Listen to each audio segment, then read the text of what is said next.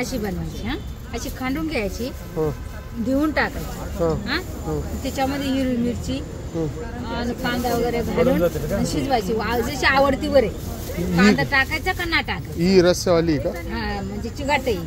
बर. आणि ही काही त्रास नाही होत ना तिला? काही नाही त्रास. कशासाठी वापरतात ही? कुरडू.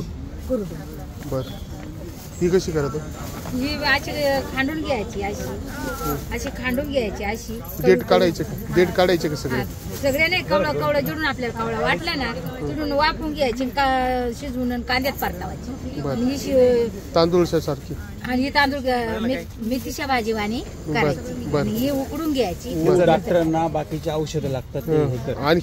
आणखी पुढचं सांग.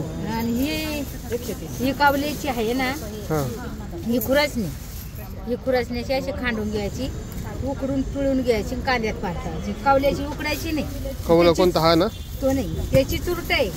हे ठेसून घ्यायची आणि त्याची चटणी बनवायची हिरवी मिरची मध्ये. बर. लसूण घालून असे नुसते ठेसून घ्यायचे, असे फोडून घ्यायचे, ठेसून. देठ काढून टाकायचं? नाही देठ काढायचं. हा अशी नाही, अशी करून घ्यायचे, धुवून घ्यायची आणि लगेच बनवायची. लगेच काय ही कावल्याची खांडायची म्हणजे उकडायची का? नाही उकडायची. ती पण अशीच करायची.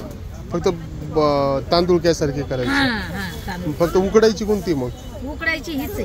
ही नाही, मोठी मोठी उकडायची. हे बारीक करून उकडायची म्हणजे आता हे नाही ना मटणासारखं होतं नाही.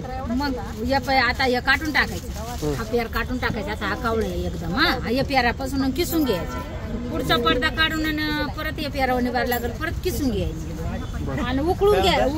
किसल्यानंतर असं तो या वळेल ना भुगा, तो पण पिळून घ्यायचा. पिळून घेतल्यानंतर उकळावायचं. मटणासारखं बनवतात ते, है ना? कशी बाबा